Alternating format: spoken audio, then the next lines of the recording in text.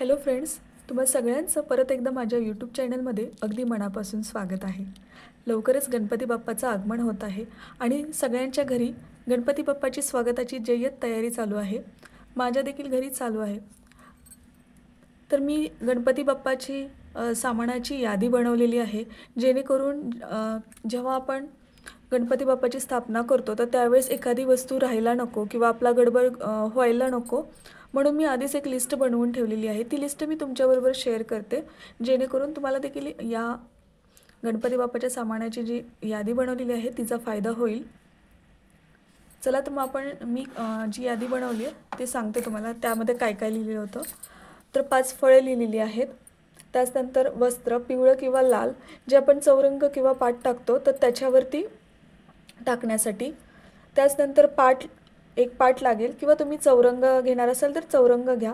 त्याचनंतर वस्त्रमाळ लागेल. तर या ठिकाणी आपल्याला वस्त्रमाळ 2 लागणार आहेत, कारण का जी मेन मूर्ती आहे तिच्यासाठी एक आणि साईडला आपण जी अभिषेकसाठी रोज पुजतो जी देवाऱ्यामध्ये गणपती असतो तो आपण अभिषेक त्याच्यावरती करणार आहे. तर त्याच्यासाठी एक छोटीशी वस्त्रमाळ तुम्ही हाताने देखील बनवू शकता. अशा एकूण 2 वस्त्रमाळ लागतील. त्याचनंतर तूप, पंचामृत, जानवे, धूप, निरंजन, अक्षदा, फुले, हार, दुर्वा, सुपारी, प्रसाद, उदबत्ती, विड्याची पाने, कापूर, कलश, तामन, पळी पेला. अभिषेक करण्यासाठी आपल्याला लागेल अष्टगंध, हळदी, कुंकू, वाती लागतील. 1 रुपयाची नाणी 6. तर इथं मी 6 घेतलेत, म्हणजे आपल्याला कलश जो स्थापन करतो ना आपण साईडला, तर त्या कलशामध्ये एक टाकायला आणि जे पानं ठेवणार आहोत आपण, एकूण 10 पानं ठेवणार आहोत 2-2 अशी. तर त्याच्यावरती ठेवण्यासाठी 5 नाणी लागतील. त्याचनंतर पाने, खाऊची जी पाने आहेत तर ती 10 लागतील. आंब्याची 5 पाने कलशात ठेवण्यासाठी. जर तुम्ही आंब्याच्या पाण्याच्या ऐवजी खाऊची पाने ठेवणार असेल तर या ठिकाणी तुम्ही 15 पाने करू शकता. 5 खारीक लागतील, 5 सुपारी, 5 बदाम, 5 खोबऱ्याचे तुकडे पानांवरती ठेवण्यासाठी. रांगोळी लागेल, हराळी, आघाडा, पत्री. तर अशी ही लिस्ट आहे.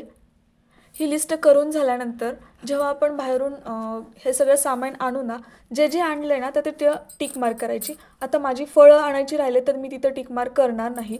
वस्त्रमाळ आणलेली आहे, पाट आहे, वस्त्र आणि वस्त्रमाळ आणलेलं आहे, पाट आहे, तूप आहे, पंचामृत नाही आहे तर ते आपण पूजेच्या वेळेस करणार आहोत, म्हणून इथं मी टिकमार्क नाही करत.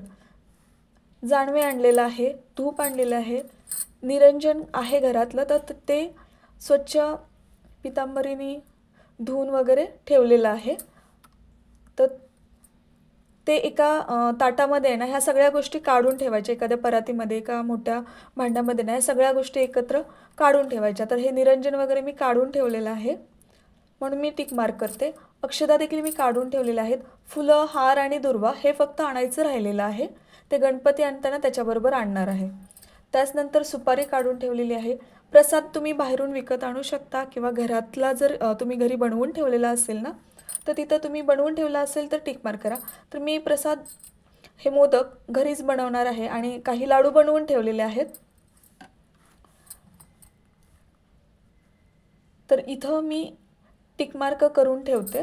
तर उदबत्ती आणलेली आहे, विड्याची पानं आणलेली आहेत, कापूर आणलेला आहे, कलश देखील स्वच्छ जो आपण तांब्या मांडणार आहोत तर तो स्वच्छ धुवून ठेवलेला आहे, एका साईडला काढून ठेवलेला आहे, त्याच्यामुळे मी इथं टिक मार्क करते.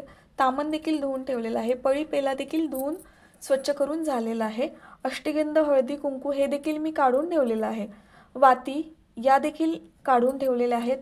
1 रुपयाची नाणी हे काढलेली आहेत. पानं जी आपल्याला 10 पानं लागणार आहेत ना तर ती देखील आणलेली आहेत. त्याचनंतर आंब्याची पानं देखील आणून ठेवलेली आहेत.